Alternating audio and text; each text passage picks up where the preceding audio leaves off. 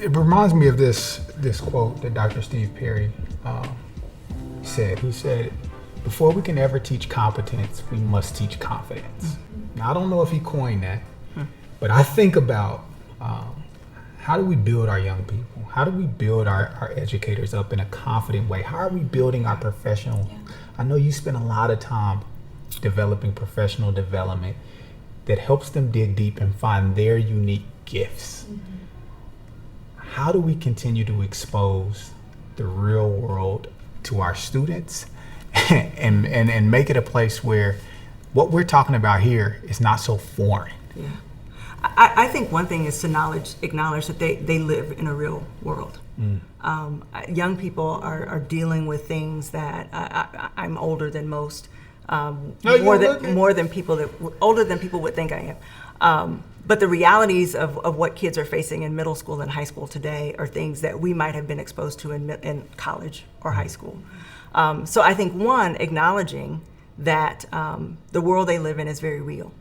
And might not be the same scale or scope that adults are living with, but the problems and the issues that they face are very concerning to them. We don't have to help them work on issues that you and I are working on. Our job is to help them work on the issues that are facing them: school safety, gun violence, food insecurity, homelessness, teen pregnancy. They have stuff where they have agency, they have proximity to the issue. We need to let them help us make progress on that, and let them, those folks that are closest to the issue, and oftentimes it's our young people, particularly in middle schools and high schools, help us solve those. And when I think about that, you talk about the classroom and the students and them being closest to the problem and being able to help us. But there's going to be someone who watches, someone who hears, someone who feels that doesn't have the confidence. Maybe they feel like they lack the know-how. They don't have the strategy. What is your message to those people who are sitting on the fence? I don't know, my circumstance is different. Those aren't my type of kids. My building leader is an X. What is your message to them to get them to move towards action? I think I have two things, and then I want to hear from the person who's actually closest to the issue. One, I think you build confidence through failure. I don't think I get more confident when I win.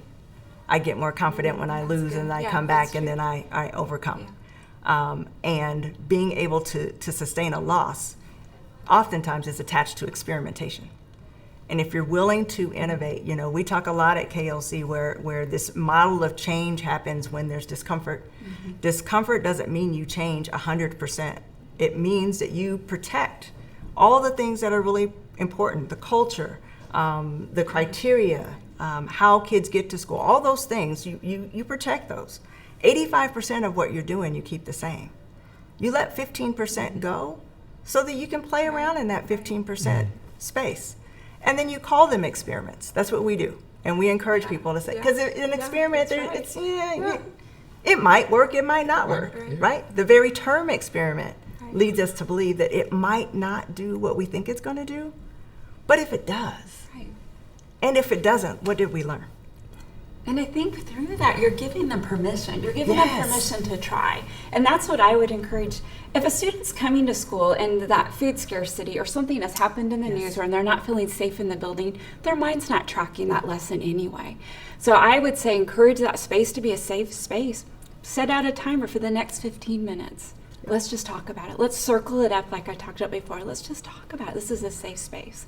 And you can share your story, but you can't share her story. We're just going to go around and share what's weighing us down today. Our kids today are bringing in backpacks that are so heavy.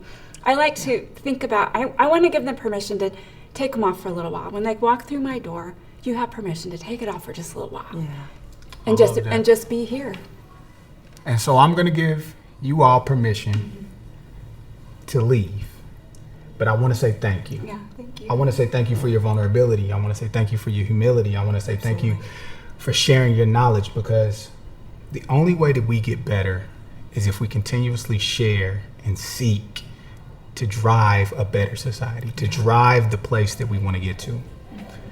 So I challenge you now. I challenge you to take insights. I challenge you to take notes from today. I challenge you to take the conversation that you heard. And if it means something to you, do something today. Because the only thing that can stop us from being great is our inability to act. So thank you, and I look forward to seeing you again, friends. Peace and love. Mik Love.